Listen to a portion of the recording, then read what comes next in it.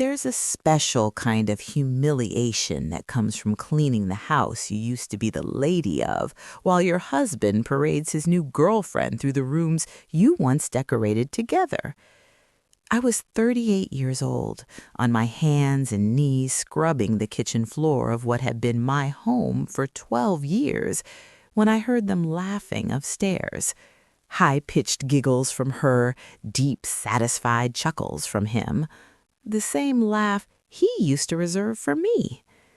My name is Nina Torres, and 6 months ago, my husband told me I was nothing without him, that I'd never survive on my own, that I should be grateful he was letting me stay in the house as the housekeeper.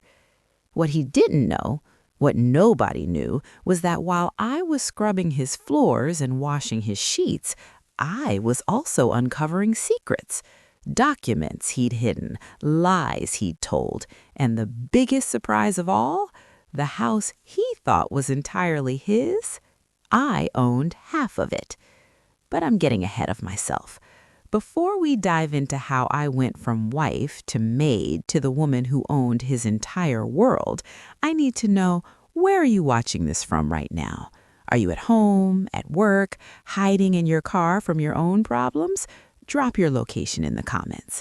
And if you've ever been underestimated by someone who thought they had all the power, hit that like button, because this story is about to get very satisfying.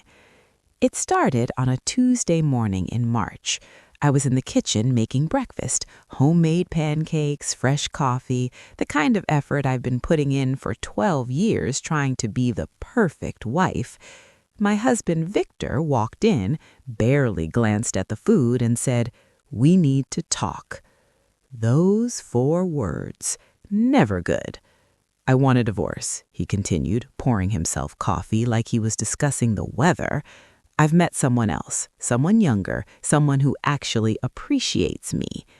I felt like I'd been slapped. What? Victor, we've been married for 12 years. We built this life together. "You built nothing," he interrupted. "I built this, the house, the business, everything. You were just along for the ride." "I worked. I helped you start the company. I managed the books for years before you hired an accountant." "You stuffed envelopes and answered phones. That's not building a business." He looked at me with something close to disgust. "Face it, Nina. You're nothing without me. No education past high school, no real work experience, no skills anyone would pay for." Each word landed like a punch. "I'm being generous," he continued. "I'll let you stay in the house for now, but you'll need to earn your keep. I'm hiring a housekeeper, and it might as well be you. I'll pay you minimum wage. It's more than you'd make anywhere else." "You want me to clean the house? Our house?" "My house. My name is on the deed. But yes, if you want to stay here instead of being homeless, you'll clean, cook, do laundry like the maid you basically already were, except now you'll get paid for it." I stared at this man I'd loved for 12 years, this man I'd sacrificed everything for, this stranger. "And if I say no, then you leave with nothing. I'll give you $5,000 and you can go figure your life. Your choice." I had no money of my own. No job prospects, no family to turn to. They'd all passed away years ago, which is how I'd ended up so dependent on Victor in the first place. I was trapped. "I'll stay," I whispered. "Good. My girlfriend is moving in next week. You'll need to prepare the guest room for her. And Nina," he smiled. It wasn't kind. "Don't embarrass me. Act like the help, because that's what you are now." He left for work. I stood in that kitchen surrounded by breakfast neither of us would eat, and I felt something break inside me. But alongside the breaking, something else stirred, something harder, something angry. If he wanted me to be the help, fine, I'll be the help. But I'd also be watching, listening, learning. Victor had always underestimated me, treated me like I was stupid because I hadn't gone to college. But I wasn't stupid. I was quiet, I was observant, and I had access to everything. The girlfriend, Tiffany, because of course her name was Tiffany, moved in the following week. She was 26, blonde, worked as a social media influencer, which seemed to mean she took selfies all day. She treated me like furniture, walked past me without acknowledgement, left her clothes on the floor for me to pick up, called me the maid, even though she knew damn well who I was. Victor loved it, loved having his young girlfriend and his servant ex-wife under the same room. It was a power trip for him. They'd make out in the living room while I cleaned around them. They'd have loud sex upstairs while I did dishes. They'd go out to expensive restaurants and come home expecting me to have cleaned up and left them a late-night snack. I endured it all in silence. But while I was enduring, I was also exploring. Victor had always kept his office locked. Business stuff, he'd say, nothing you'd understand. But now that I was just the help, he got careless, started leaving keys on the counter, left his office door unlocked while he showered. I started going through his files. At first, I was just curious, wanted to understand the business I supposedly contributed nothing to. What I found was so much worse and so much better than I'd imagined. The business we'd started together 12 years ago, the consulting firm that now employed 20 people and pulled in $2 million a year, had been registered in both our names, originally. But 7 years ago, there had been paperwork to reorganize the business structure, paperwork with my signature on it, transferring my shares to Victor. Except that wasn't my signature. I pulled out old documents, birthday cards, grocery lists, anything with my real signature, and compared them. The flourish on the N was different. The way the T crossed was different. Someone had forged my signature. Victor had stolen the business from me.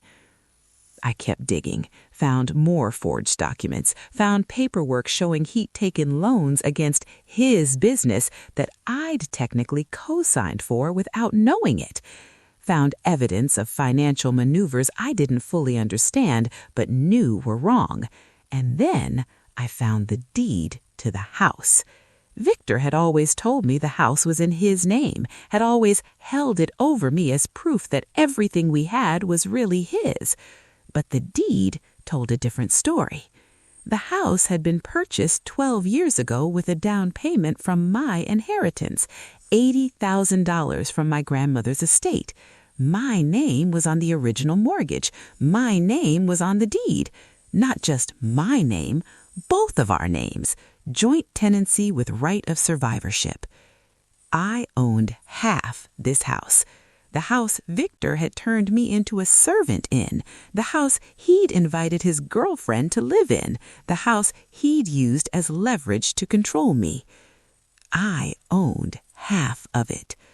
I sat in his office at 2 a.m., surrounded by documents, and I started to laugh. Quietly at first, then harder, until tears were streaming down my face. Victor thought he'd won, thought he'd reduced me to nothing.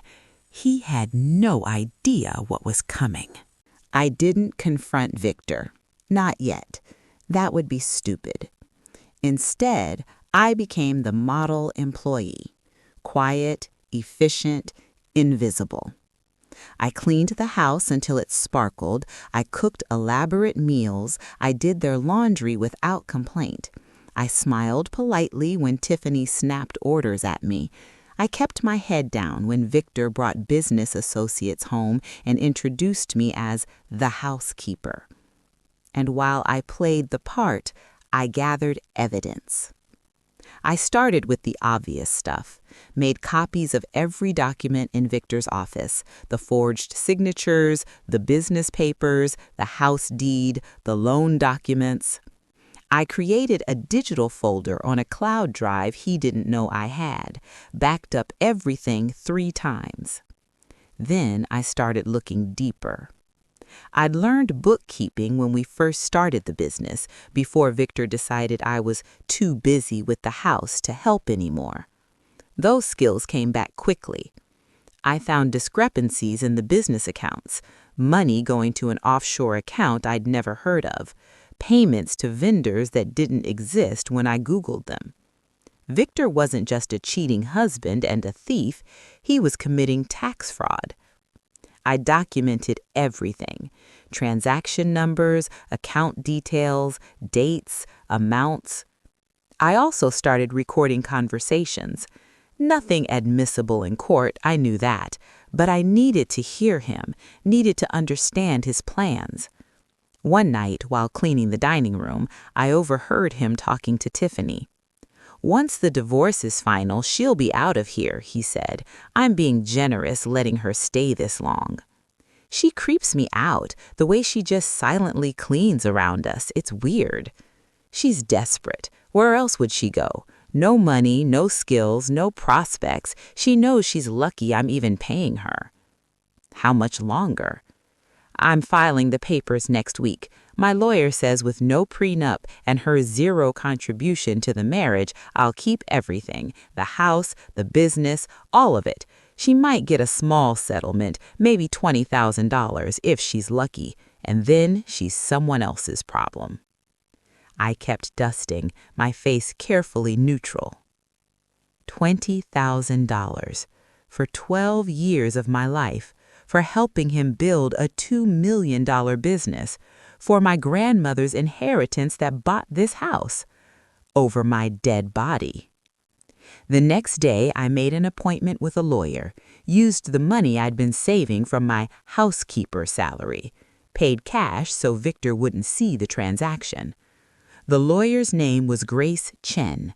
She was in her 50s, had a reputation for being aggressive, and came highly recommended by a women's shelter I'd called for advice.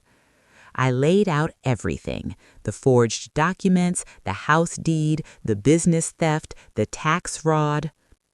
Grace listened, her expression getting harder with each revelation. "She's screwed," she said finally, "completely screwed. You have him on fraud, forgery, tax evasion. You own half the house he's been lording over you. You are a founding partner in the business he stole from you." "What do I do?" "First, we file for divorce. We do it before he does, so you're the petitioner. We include everything: the house, the business, alimony, your share of all marital assets." "He'll fight." "Let him. We have evidence. We have documentation. And if he really wants to fight, we'll refer the tax fraud to the IRS. See how he likes being audited." "How long will this take?" "Depends on how stupid he wants to be. If he's smart, he'll settle. If not, we'll destroy him in court." I walked out of Grace's office feeling powerful for the first time in months. The next few weeks were surreal. I continued playing the submissive housekeeper while secretly meeting with lawyers, accountants, and investigators. I learned things about Victor I'd never known: that he'd been cheating on me for years, not just with Stehphanie, but with at least 3 other women; that he'd been siphoning money from the business into personal accounts; that he owed over $300,000 in back taxes. My husband wasn't just cruel, he was a criminal. And I was about to take him down. Grace filed the divorce papers on a Monday morning, had them served to Victor at his office by a process server. I was home when he got the notice, heard his car screech into the driveway, heard him slam the door. He stormed into the kitchen where I was preparing dinner. "What the hell is this?" He waved the papers in my face. I kept chopping vegetables. "Divorce papers. I'm filing for divorce." "You're filing? You? With what money? You can't afford a lawyer." I managed. "This is insane," he was reading through the papers, his face getting redder. "You're claiming ownership of the house, the business. You want alimony. You contributed nothing." Actually, I contributed quite a lot. The house was purchased with my inheritance. I was a founding partner in the business. I have documentation proving both things. "That's ridiculous. I—" stopped. His expression changed. "You've been going through my office." I've been cleaning your office, as you hired me to do, and I happened to notice some interesting documents. You had no right. I had every right. I live here. My name is on the deed, or did you forget that detail when you were forging my signature on business documents? His face went pale.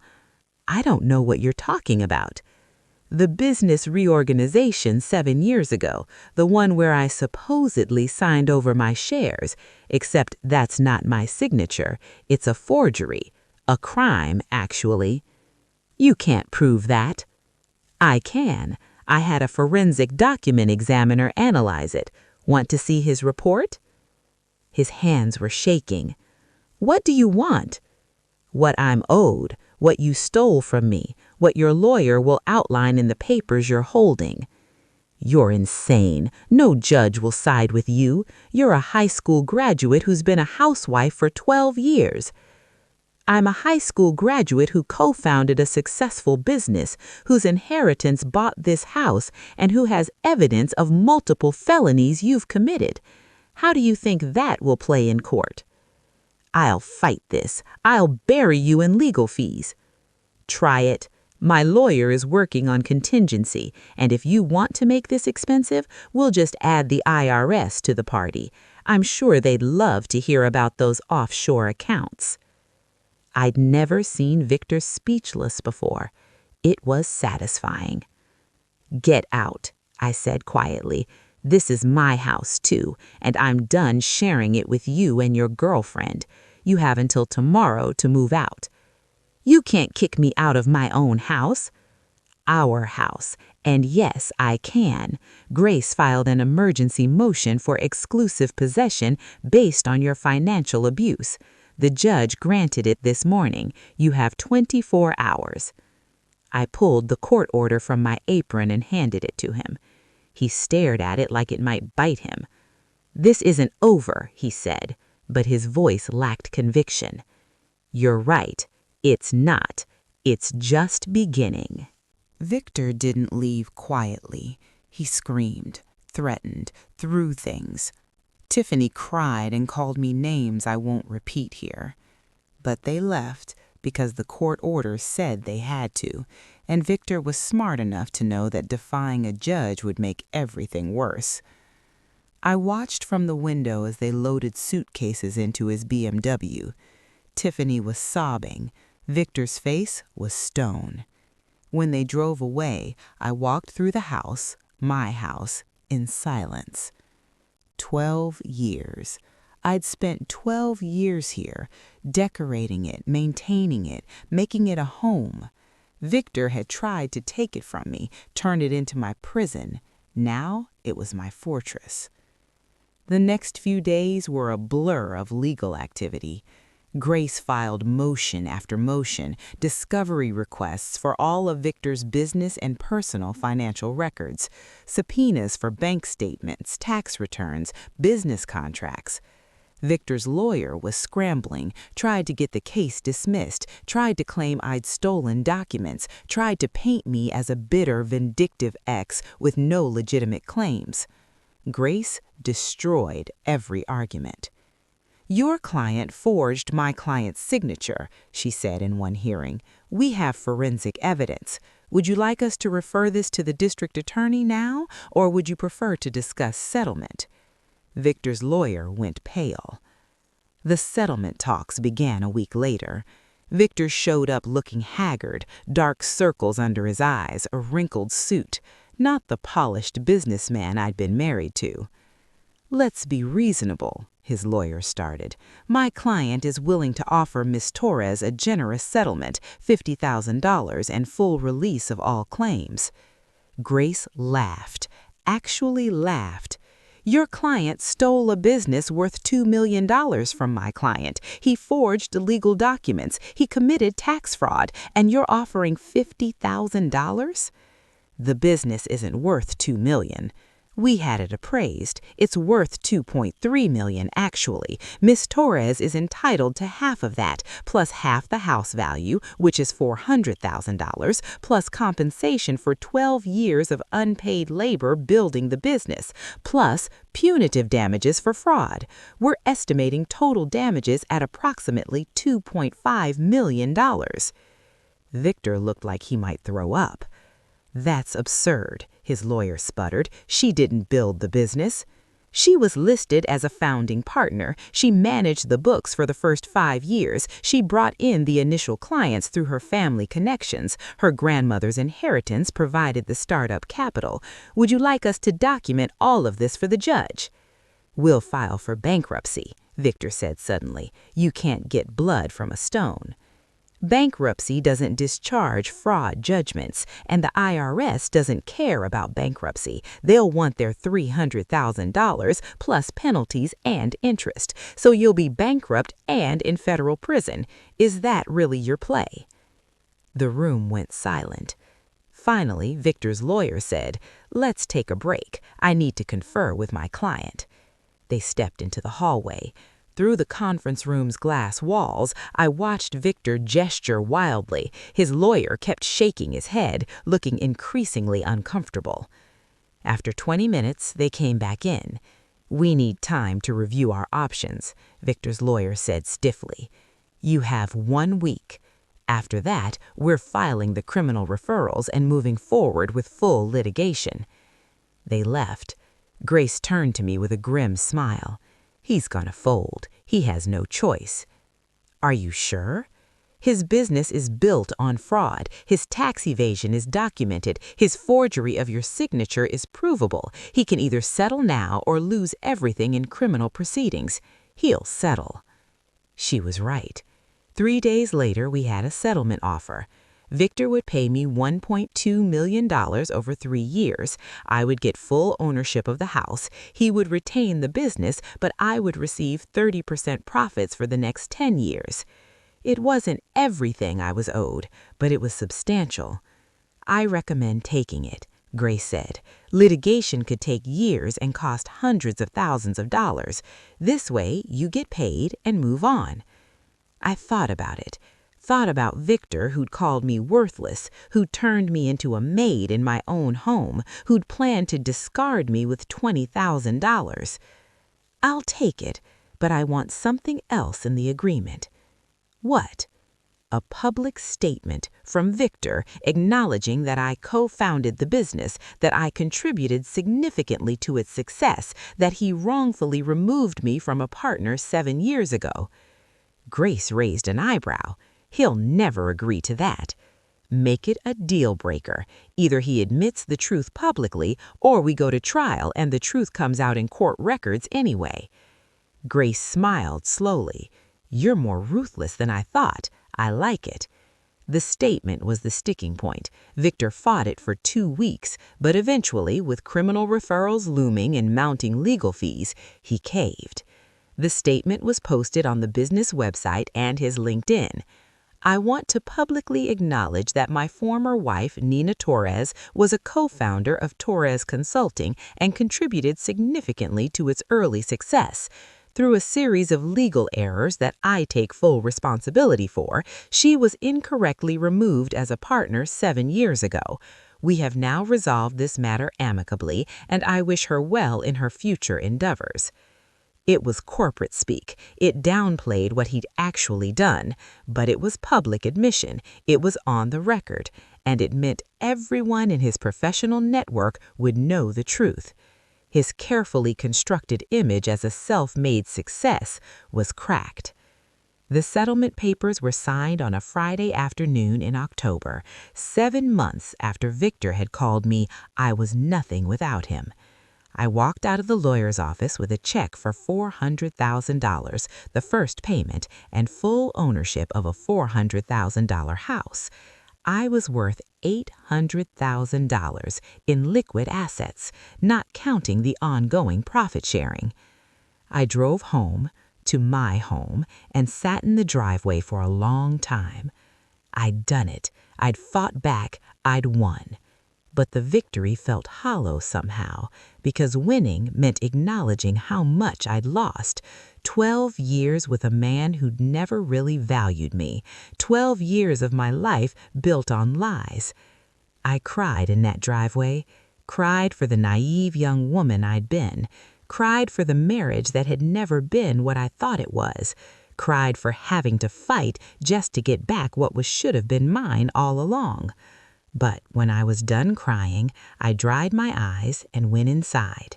My house, my victory, my future. Whatever that looked like, it would be mine. The first thing I did with the settlement money was renovate the house. Not because it needed it, because I needed to erase Victor from every room. I ripped out the master bathroom he'd designed, painted over the colors Stehphanie had chosen for her guest room, replaced furniture that held too many bad memories. I made the house mine in a way it had never been before. While the contractors worked, I stayed at a hotel and planned my next move.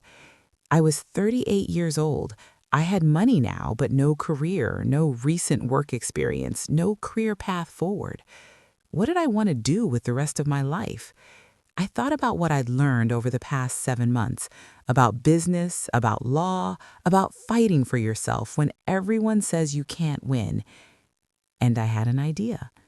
I enrolled in community college, started with basics, business administration, accounting, computer skills, things I'd picked up piecemeal but never formally studied.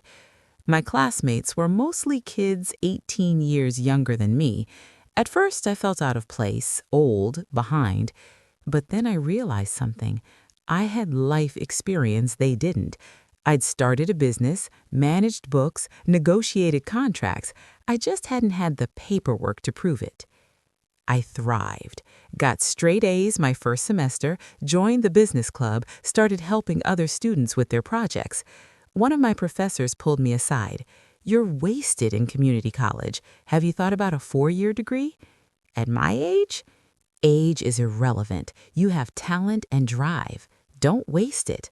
So I applied to universities, got accepted to 3, chose the one with the best business program and a specialization in entrepreneurship. While studying, I started consulting on the side. Nothing major, just helping friends with their small businesses, bookkeeping, business strategy, stuff I'd learned the hard way. Word spread. Soon I had 40 clients, then 10, then 20. You should formalize this, make it a real business. So I did. Torres Business Consulting, no relation to Victor's firm, though the name similarity was deliberate. Let him see my success every time he Googled our shared last name. I started small, just me working from home, taking clients who couldn't afford the big business firms. But I was good at it, really good. And unlike the big firms, I actually cared about my clients, treated their small businesses like they mattered. Business grew organically. Within a year, I had 40 clients. Within 2 years, I had to hire help. I brought on other women who'd been underestimated, women with experience but no formal credentials, women rebuilding after divorces or career setbacks. We became known as the consulting firm that actually understood small business struggles because we lived them. By year 3, Torres Business Consulting was grossing $500,000 annually. Not huge by industry standards, but profitable and growing. Victor heard about it, of course. Philadelphia's business community isn't that big. He sent me an email. "Copying my business model? Typical. You've never had an original idea." I didn't respond. My success was response enough. Then something unexpected happened. I got a call from a lawyer representing 3 women who'd worked for Victor's firm. "They're alleging sexual harassment," the lawyer said. "They want to know if you'd be willing to give testimony about his character and treatment of women." I thought about Stehphanie, about the other women I'd learned he cheated with, about the way he treated me, reduced me to a servant, dismissed my contributions, tried to steal everything I'd built. "Yes," I said, "I'll testify." The harassment case became public 3 months later. 3 former employees detailed a pattern of inappropriate behavior, sexual advances, retaliation when rejected. My testimony was part of the pattern evidence. I described how Victor had treated me, how he tried to erase my contributions to the business we'd built together. The case settled out of court for an undisclosed amount, but the damage to Victor's reputation was done. Clients started leaving. Good employees quit. His business started to struggle. I wish I could say I felt bad about it, but I didn't. Actions have consequences.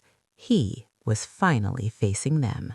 4 years after Victor threw me out, we saw each other at a business networking event. I almost didn't recognize him. He'd aged badly. Gray hair, deep wrinkles, 20 pounds heavier. He looked like a man carrying the weight of his choices. I'd aged too, but differently. I was confident now, successful on my own terms. The broken woman he'd tried to destroy was gone. We stood in that hotel ballroom, surrounded by business professionals, and made eye contact across the room.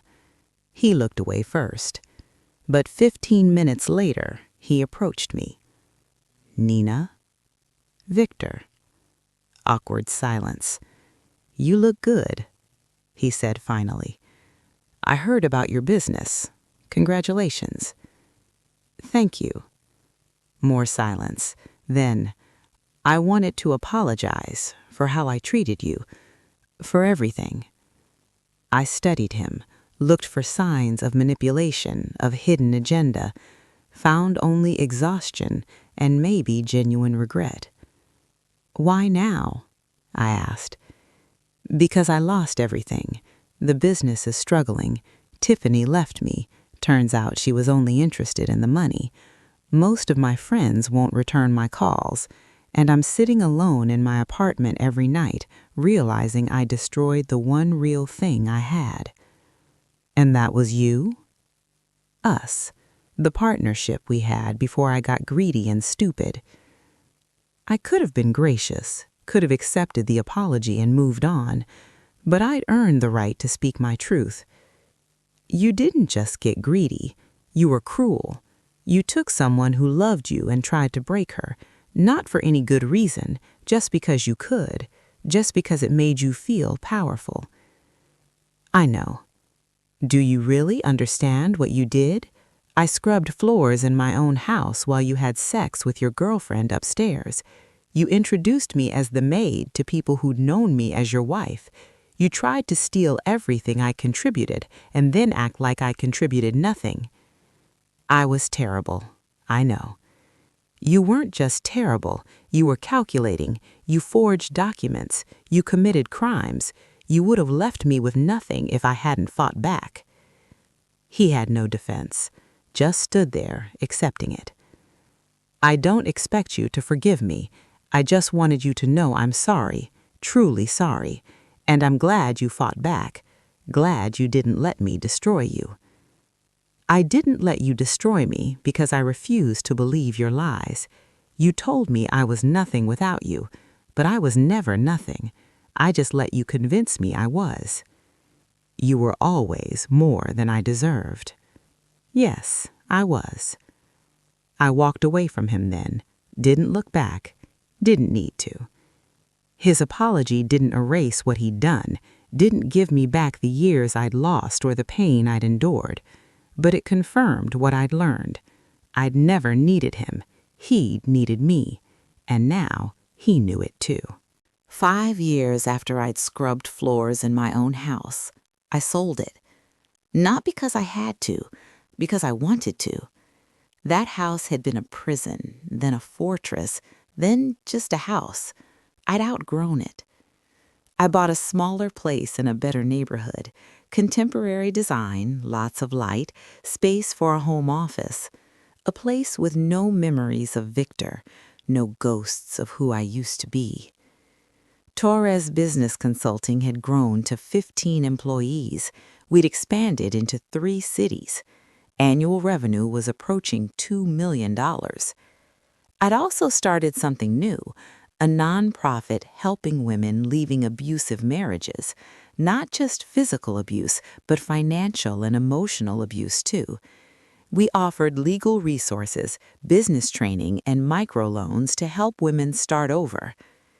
"You're creating an army of empowered women," one friend joked. "Good," I said. "The world needs more of them." I also went back to school, got my bachelor's degree at 42, walked across that stage with my employees cheering from the audience. I'd been told I was too old, too uneducated, too dependent to succeed. I'd proved every lie wrong. My dating life was complicated. I'd tried, gone on dates, even had a few short relationships. But trust was hard, and I learned I actually liked being alone, liked making all my own decisions, liked not having to consider anyone else's opinion or ego. Maybe someday I'd find someone worth compromising for, but I wasn't in a hurry. 6 years after the divorce, I got an interesting email.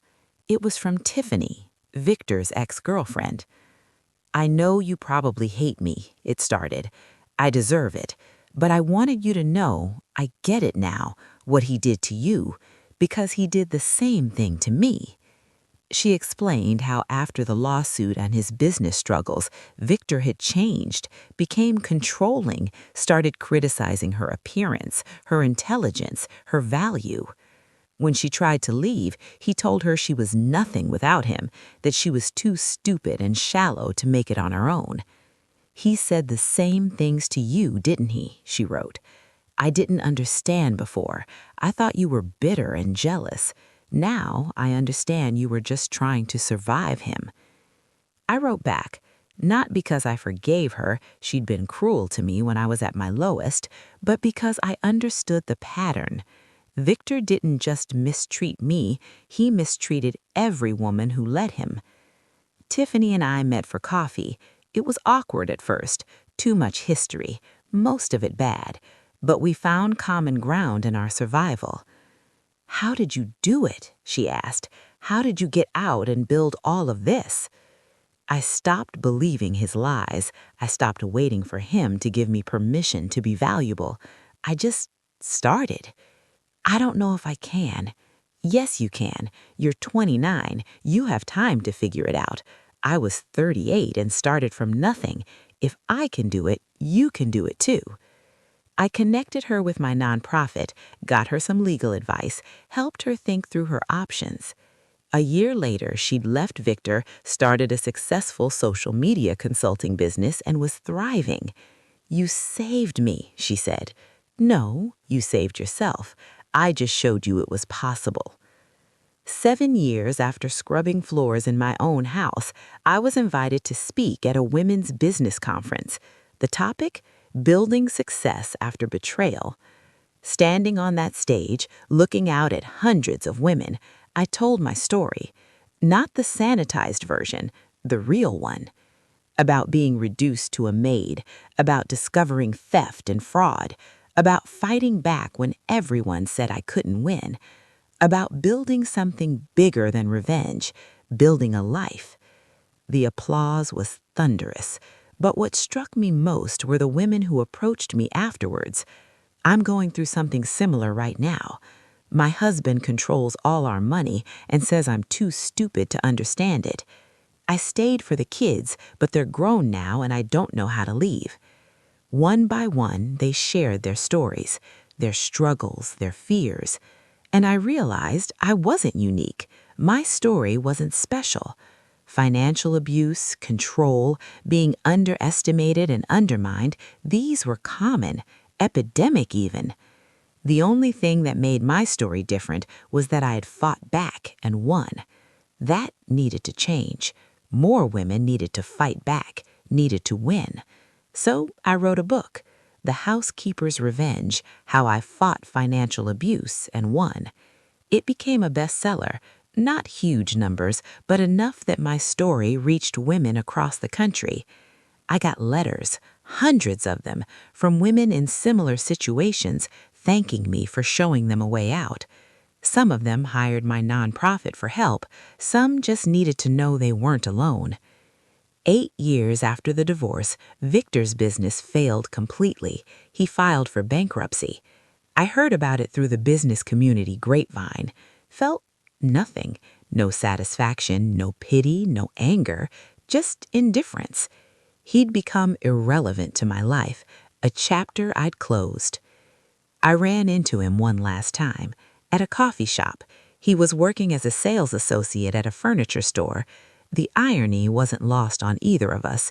He'd told me I'd never survive without him, that I'd end up working minimum wage. Now he was the one struggling, while I thrived. "Nina," he said, I, uh, I saw your book, read it actually, and you were generous to me. You could have been much harsher. I told the truth, that's all. Still, thank you for that, and for everything, for being strong enough to fight back. You probably saved my life. How so? If you'd let me destroy you, I never would have faced consequences, would have kept being that person. But you stopped me, held me accountable, and it destroyed everything, but it also forced me to change. I didn't do it for you. I know, but still, thank you. I nodded. We parted ways. It felt like closure, finally. Not forgiveness, not reconciliation, just done. 9 years after scrubbing Victor's floors, I stood in a penthouse office overlooking Philadelphia. Not my office. Yet. "This could be your headquarters," the real estate agent said. "Perfect for a growing consulting firm." I walked through the space, floor-to-ceiling windows, open floor plan, enough room for 25 employees. It was 3 times the size of our current office, and the rent was substantial. But Torres Business Consulting was ready for it. We'd grown to 22 employees. Revenue was pushing $3 million. We had clients in 12 states. "I'll take it." The agent looked surprised. "Don't you want to discuss it with your partners?" "I am the partner, the only one." I'd learned that lesson well. Never again would I let someone else control what I built. We moved into the new office that fall, had a big party, invited clients, employees, friends. Grace Chen came, the lawyer who'd helped me fight back all those years ago. We'd stayed close. "Look at you," she said, surveying the space. "From housewife to housekeeper to CEO. That's quite a journey." I prefer from underestimated to unstoppable. Even better. My mother would have been proud. She died when I was 23, before I'd met Victor. I'd often thought about what she would have told me during those dark months. Probably to fight back. She'd been fierce, my mother, raised me alone after my father left, taught me resilience even if I'd forgotten those lessons for a while. I wish she could see what I'd built, not just the business, but the life. I'd also started teaching, a course at the community college where I'd gotten my start, Business Fundamentals for Women Entrepreneurs. My students were mostly women starting over, divorced, widowed, escaping abuse, women who'd been told they couldn't. "The system is designed to keep you dependent," I told them in one class. "Partners who control finances, employers who underpay, social norms that say you should be grateful for whatever crumbs you get. Your job is to learn the rules so you can break them strategically." One student raised her hand. "But what if we fail? What if we try and can't make it?" "Then you'll be exactly where you are now, except you'll know you tried. You'll have gained skills and experience, and you can try again. Failure isn't the opposite of success. Giving up is." After class, a young woman approached me, maybe 25, nervous. "Professor Torres, I wanted to thank you. Your story, it gave me the courage to leave my boyfriend. He was controlling all my money, and I thought that was normal. But after reading your book, I realized it wasn't." "Where are you now?" "Living with my sister, going to school, working part-time. It's hard, but it's mine, you know?" "I know. Keep going. It gets easier." These conversations happened regularly, women thanking me for showing them a path forward. Each one reminded me why I'd fought back, not just for myself, but for every woman who'd come after me. 10 years after the divorce, I received an unexpected visitor at my office. A man in his early 40s, well-dressed, professional. "Miss Torres, I'm Ryan, Victor's son from his first marriage." I knew Victor had been married before me, knew he had a son he rarely mentioned, but I'd never met him. "What can I do for you, Ryan?" "I wanted to apologize on behalf of my father for how he treated you." "That's not necessary. He apologized himself years ago." "I know, but I wanted to add mine because I saw him do the same things to my mother and to you and to everyone else he was with. It's a pattern, and I'm sorry you went through it." "Why are you telling me this?" He pulled out a folder. "Because I'm writing a book about growing up with a narcissistic father, about the impact on children and spouses, about breaking the cycle, and I wanted to interview you if you're willing." I thought about it. Thought about exposing even more of Victor's abuse to the world, but also thought about the women who told me my story helped them leave, about breaking patterns, about making sure history didn't repeat. "I'll do it, on one condition." "What's that?" "Any proceeds from the book go to organizations helping abuse survivors. Don't profit from our pain." "Already planned to. I want to help, not exploit." We did the interview over several sessions.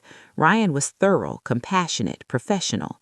His book came out a year later, The Narcissist's Son: Breaking Cycles of Abuse. It became a New York Times bestseller. My chapter was titled The Woman Who Refused to Disappear. Between Ryan's book, my book, and the nonprofit's work, we helped thousands of women escape financial abuse situations. It wasn't just revenge anymore. It was a movement. 11 years after scrubbing floors, I received an award from the mayor of Philadelphia for my work with abuse survivors. Standing at that podium, accepting the award, I looked out at the audience. Grace Chen was there, my employees, my students, women I'd helped through the nonprofit. And in the back, almost hidden, Victor. He'd come. Our eyes met. He nodded slightly. I nodded back. It wasn't forgiveness, it was acknowledgement of what had been, what had happened, and how we'd both changed. In my acceptance speech, I said, 11 years ago, someone tried to reduce me to nothing, tried to erase my contributions, steal my work, and make me believe I was worthless. They succeeded for a while. I believed the lies. I accepted the diminishment. I became invisible. But invisibility has power. When they think you're nothing, they get careless. They stop watching. They make mistakes. And that's when you strike. I don't encourage revenge. I encourage justice. There's a difference. Revenge is about hurting them. Justice is about making yourself whole. So to every woman watching who's been underestimated, dismissed, or erased, you have power, even when they don't see it, especially when they don't see it. Use it wisely, use it well, and build something they can never take from you. The applause was deafening. After the ceremony, I walked to my car, a nice one now, bought with money I'd earned, and sat for a moment. Thought about the woman I'd been, the one scrubbing floors, the one who'd believed she was nothing. She'd been wrong. She'd always been something. She just hadn't known it yet. 12 years after the divorce, I received a letter. It was from Victor, handwritten, postmarked from Arizona. "Dear Nina, I'm writing because I'm dying. Lung cancer, stage 4, 6 months, maybe less. I'm not writing to ask for sympathy or forgiveness. I'm writing because there are things you should know, things I never told you. The business we built together, you asked once why I forged documents to remove you from a partner. I told you it was greed. That was only part of it. The real reason? I was terrified you'd leave me. You were smarter than me, harder working, more naturally talented at building relationships with clients. Within 5 years, you were the real force behind the business. Everyone knew it but me. I couldn't handle being the weak link, so I convinced myself that I'd done all the work, that you were just support staff, and then I made it true by removing you legally. It wasn't business strategy, it was insecurity. It was a man who couldn't handle his wife being more successful than him. The affairs, the cruelty, turning you into the housekeeper, all of it was about making myself feel bigger by making you feel smaller. It didn't work. You left me in every way that mattered long before the divorce. I just couldn't see it. When you fought back, when you exposed everything, I was furious, but also relieved. Finally, someone had stopped me. Finally, there were consequences. The past 12 years have been a reckoning. I lost everything: business, reputation, relationships. I've been forced to face who I really am, a mediocre man who briefly touched greatness through you and then destroyed it because I couldn't admit where it came from. You've built an empire, multiple businesses, a nonprofit, a book, speaking engagements. You did all of that starting from nothing after I'd tried to break you completely. That tells me everything I needed to know.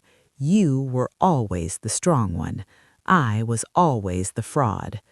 I'm writing to tell you every success you've had, you earned. It wasn't luck. It wasn't my training or my connections or anything I gave you. It was you. Always you.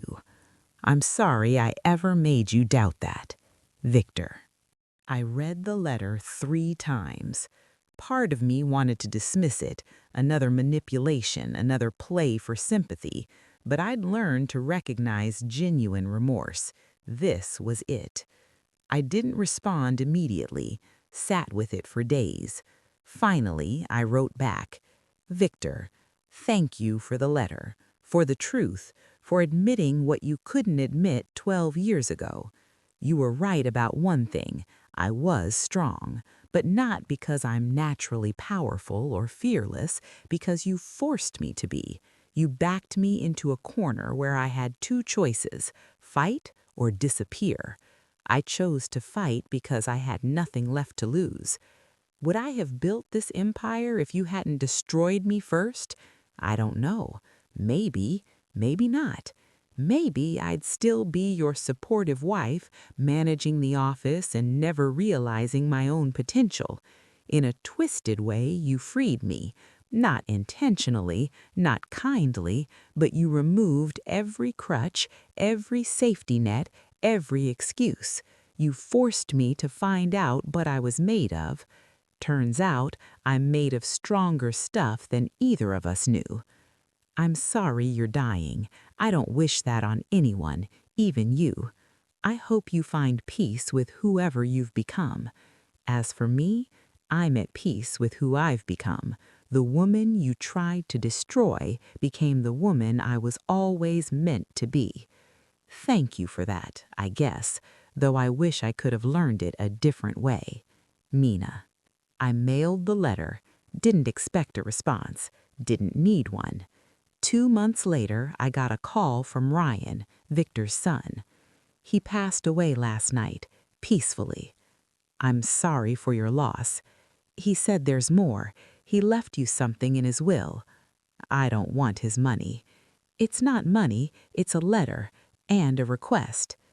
The letter arrived a week later. With it was a small box. Inside the box was a key, the key to our first office, the tiny space where we'd started the business 20-some years ago.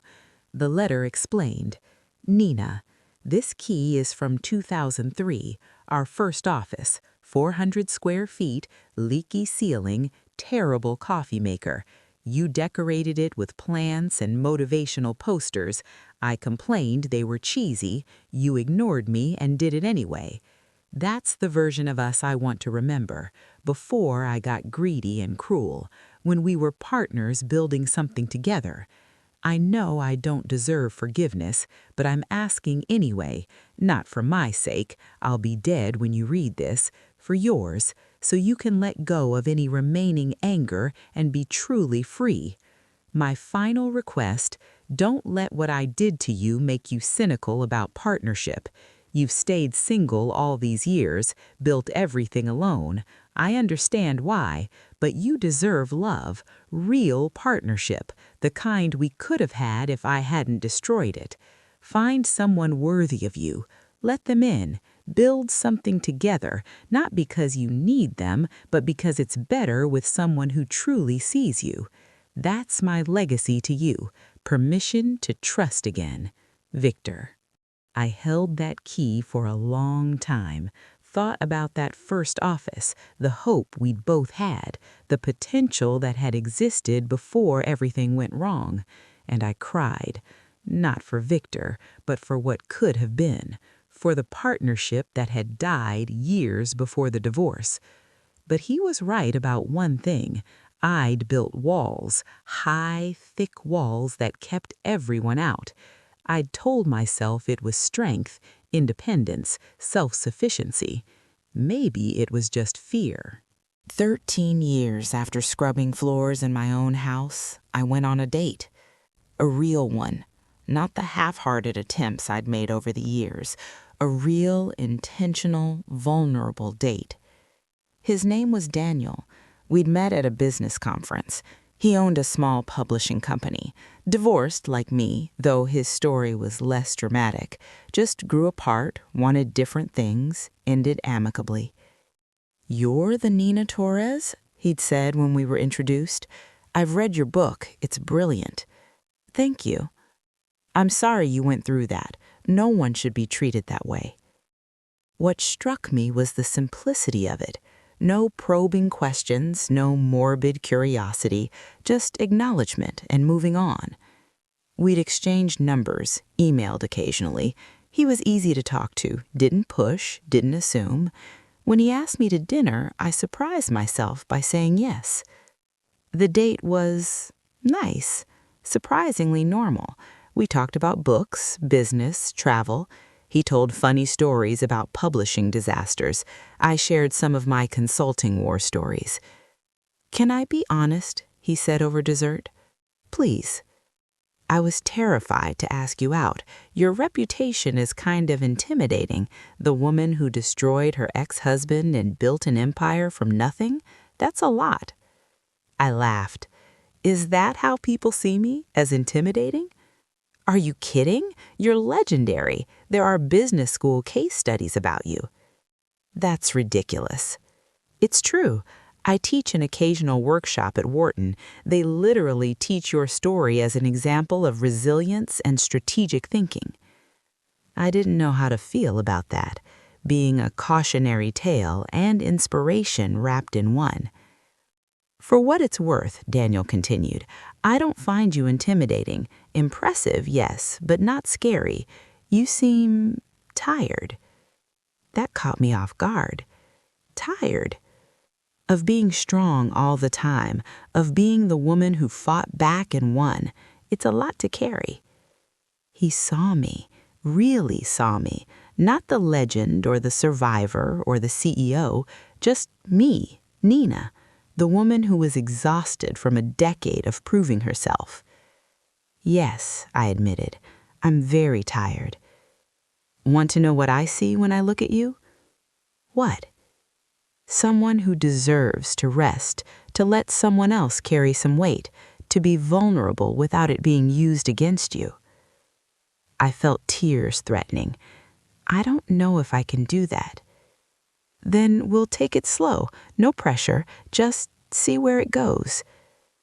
We dated for a year before I let him meet my employees, before I introduced him to friends, before I let him into the parts of my life that mattered. He was patient, never pushed, never demanded more than I could give, and slowly, carefully, I opened up. Told him things I'd never told anyone, about the nightmares I still had sometimes, about the hypervigilance that never quite went away, about how I still checked locks 3 times and kept copies of important documents in multiple locations. "That's trauma," Jenna said gently. "Have you talked to anyone about it?" "I had a therapist for a few years after the divorce." "Maybe it's time to go back. This stuff doesn't just disappear because you're successful now." She was right. The business success, the financial security, the public victories, none of it had actually healed the wounds Victor had left. I started therapy again, real, deep work this time, not just processing the divorce, but understanding why I had accepted that treatment in the first place, why I'd let myself become so small. "You were taught that love requires sacrifice," my therapist said, "that being a good partner means making yourself less so they can be more. That's not love, that's codependency." Over months of therapy and honest conversations with Daniel, I learned to trust again, not blindly, not desperately, but consciously, with eyes open. Daniel never asked me to make myself smaller, never needed me to be less successful so he could feel adequate. He celebrated my wins, supported my struggles, and maintained his own thriving business without competition or comparison. "How did you learn to be secure like this?" I asked him once. "Therapy," he said simply. "Lots of therapy. After my divorce, I realized I had patterns too, not as dramatic as your ex, but still ways I'd contributed to problems. I did the work to change them." That was the difference, I realized. Daniel had done his own healing, wasn't looking for me to fix him or complete him, just to share a life with him. 2 years after that first date, he proposed. I said yes, then immediately panicked. "I need a prenup, not because I don't trust you, but because you're smart and protect your assets, obviously. I'd be worried if you didn't want one." We hired lawyers, kept everything separate, made it clear that what I'd built was mine, what he'd built was his. It wasn't romantic, but it was honest. We got married in a small ceremony, close friends only. Grace Chen was my maid of honor. "Never thought I'd see you get married again," she said while helping me with my dress. "Me neither, but he's different." "He better be, or I'll destroy him in court." I laughed. "I'd destroy him myself first." That's my girl. The wedding was simple, joyful, no elaborate production, just 2 people choosing partnership with clear eyes and open hearts. Standing at that altar, holding Daniel's hands, I thought about Victor's last letter, about his request that I learn to trust again. He'd been right. I'd needed to let someone in, not because I was incomplete without partnership, but because I was complete enough to share without losing myself. So here we are, 15 years after I scrubbed my husband's floors while he flaunted his mistress. I'm sitting in my home office, the one in the house I bought with my own money, decorated to my own taste, filled with my own accomplishments. Daniel is in the kitchen making dinner. We take turns. Equal partnership, equal effort. Neither of us keeps score. Torres Business Consulting employs 35 people across 4 cities. Annual revenue is $4.5 million. We're opening a 5th office next year. The nonprofit has helped over 2,000 women leave abusive situations and start businesses. We've distributed $3 million in microloans. We have a 76% success rate. My book is in its 8th printing. I speak at conferences regularly. I teach 2 courses per semester at the local university. I'm 53 years old, happily remarried, financially secure, professionally successful, personally fulfilled. And I earned every bit of it. Not because Victor destroyed me, though he tried, but because I refused to believe his lies about who I was. People ask me all the time, do you regret those years with Victor? Do you wish you'd left sooner? The answer is complicated. Yes, I regret the pain, the humiliation, the time wasted. The woman I was before, who accepted so little because she didn't know she deserved more.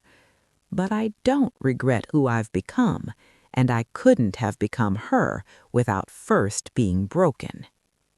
Sometimes we need to be destroyed to discover what we're really made of.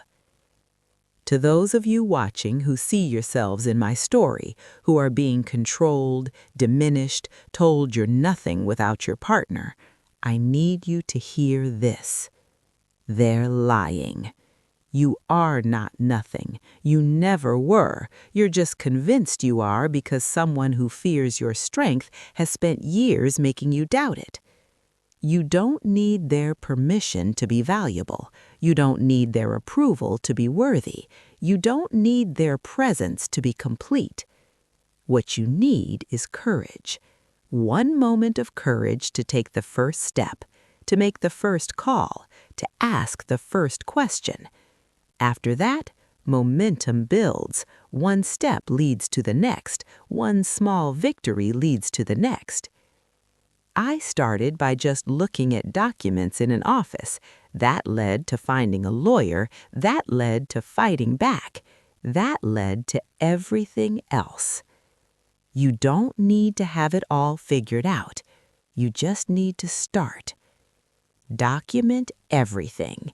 Get copies of financial records, property deeds, business papers.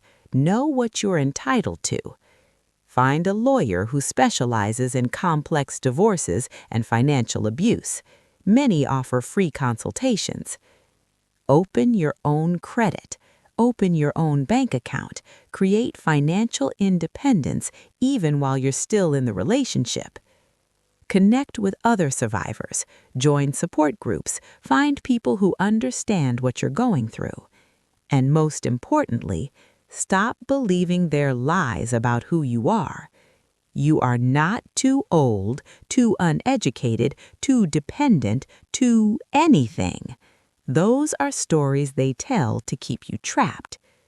The truth is, you're capable of more than you know. You just haven't had the chance to prove it yet. To those of you who've already left, who are rebuilding, I see you. I know how hard it is. I know there are days when you question everything, when the fear and doubt feel overwhelming. Keep going. Every small step matters. Every bit of progress counts. You're not starting from zero. You're starting from experience, and that experience has taught you what to avoid, what to fight for, what truly matters. Use it. Build on it. Create something they can never take from you. And to anyone watching who sees themselves in Victor, who realizes they've been controlling, diminishing, or abusing their partner, I have a different message. Stop. Right now, today. Your partner is not your property. Their success doesn't diminish you. Their strength doesn't threaten you. If you feel threatened by your partner's competence, that's your insecurity. Deal with it in therapy, not by destroying them. The damage you're doing doesn't just hurt them, it damages you. It makes you smaller, meaner, less than you could be. You can choose differently.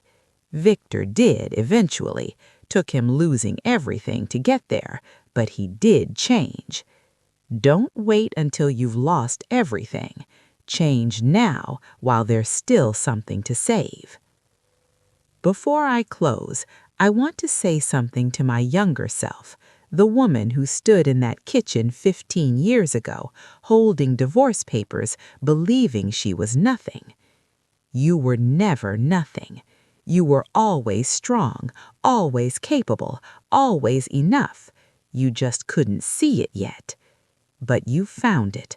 When everything was stripped away, when you had nothing left to lose, you found the strength that was always there.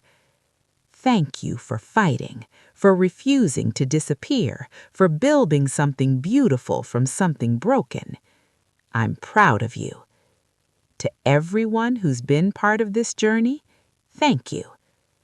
If this story resonated with you, please hit that like button, share it with someone who needs to hear it, subscribe to this channel for more stories of survival, resilience, and fighting back, and drop a comment. Tell me where you are in your own journey. Tell me if you're still in it, just getting out, or years past it. Let's build a community of people who refuse to be erased. The work continues, the foundation continues, the helping continues. But I also rest now. I also love. I also trust. Not despite what happened, because of what I learned from it. I'm Nina Torres. 15 years ago, my husband told me I was nothing without him and turned me into his maid. I scrubbed his floors, uncovered his secrets, fought back with everything I had, and built an empire he could never touch. Not because I wanted revenge, because I wanted justice. And because I wanted every woman watching to know you are never nothing, even when they tell you that you are, even when they make you believe it. You are everything. You've always been everything. You just have to be brave enough to prove it. Thank you for listening. Thank you for believing. Thank you for being part of this story. Until next time, stay strong, stay smart, and never ever let anyone convince you you're less than you are. See you in the next one.